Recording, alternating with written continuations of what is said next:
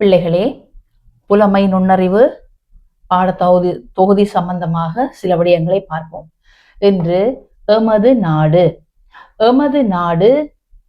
இலங்கை. எமது நாட்டுக்கு என்ன பெயர்? இலங்கை.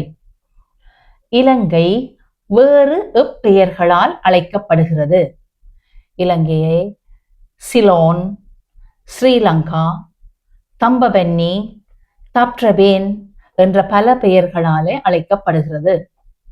மூன்றாவது வினாவை பாருங்கள். எமது நாடு அமைந்துள்ள கண்டம். எந்த கண்டத்தில் அமைஞ்சிருக்கு? ஆசியா கண்டம். எமது நாடு இலங்கை அமைந்துள்ள சமுத்திரம் இந்து சமுத்திரம். இந்து சமுத்திரத்தில் அமைந்திருக்கு.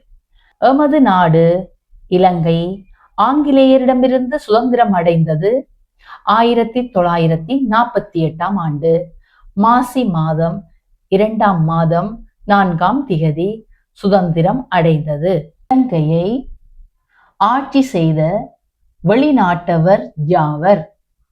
ஒன்று போர்த்துகேயர்.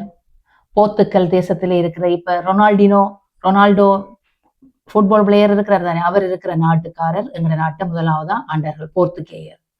அடுத்தது ஒல்லாந்தர், டச்சுக்காரர். மூன்றாவது ஆங்கிலேயர், பிரித்தானியர்கள், பிரிட்டன், இன்றைக்கு லண்டன் என்று சொல்ற பிரதேசத்தில் இருக்கிற நாட்டு ஆக்கள். போர்த்துகேயர், ஒல்லாந்தர், ஆங்கிலேயர் என்ற 3 வெளிநாட்டவர்களும் எங்களோட நாட்டை ஆண்டார்கள். அடுத்தது பாருங்கள். இலங்கையை இறுதியாக ஆண்டவர்கள் யார்? எங்களோட நாட்டை இறுதியாக எங்களோட நாட்டை ஆண்டுட்டு போன ஆக்கள் ஆங்கிலேயர். அவர்களிடமிருந்துதான் எங்களோட இலங்கைக்கு கடைசியா சுதந்திரமும் கிடைச்சது. இலங்கைக்கு சுதந்திரம் வழங்கியவர் ஆங்கிலேயர், பிரித்தானியர் என்று சொல்லுவோம். லண்டன்காரர், பிரிட்டன்காரர் தான் எங்களுக்கு இறுதியாக எங்களோட நாட்டுக்கு சுதந்திரத்தை வழங்கியவர்கள். இலங்கைக்கு வெளிநாட்டவர் வருகை தந்த ஆண்டுகள். எங்களோட நாட்டுக்கு 3 வெளிநாட்டவர்களும் எப்படி வந்து சேர்ந்தார்கள், எப்ப இந்த ஆண்டுல வந்து சேர்ந்தார்கள் என்றுதான் பார்க்க போறோம். பாருங்கள். போர்த்துகேயர் கிறிஸ்துவுக்கு பின் 1505ஆம் ஆண்டு 16ஆம் நூற்றாண்டு காலப்பகுதியில வந்து அடைந்தார்கள். ஒல்லாந்தர் கிறிஸ்துவுக்கு பின் 1658ஆம் ஆண்டு 17ஆம் நூற்றாண்டு காலப்பகுதிக்குள் வந்தார்கள். ஆங்கிலேயர் கிறிஸ்துவுக்கு பின் 1796 18ஆம் நூற்றாண்டு காலப்பகுதியில் வந்திறங்கினார்கள். இலங்கையை அதிக காலம் ஆட்சி செய்த வெளிநாட்டவர்கள் யார்? ஆங்கிலேயர்.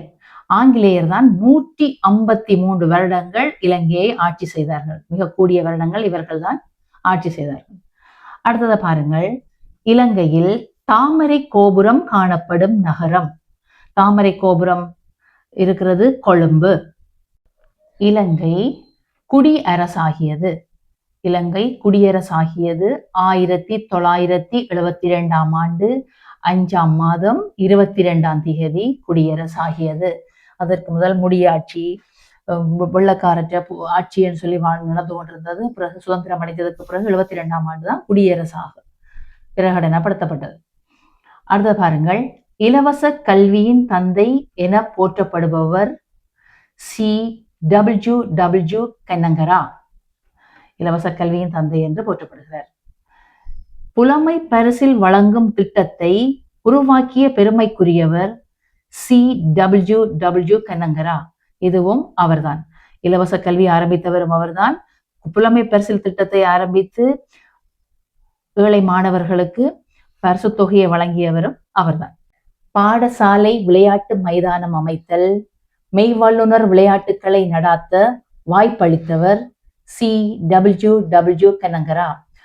இவர் தேசிய வீரராக எமது நாட்டில் கொல்லப்படுகிறார். தேசிய வீரர், நேஷனல் ஹீரோ என்று சொல்லி சொல்லப்படுகிறவர் கன்னங்கரா.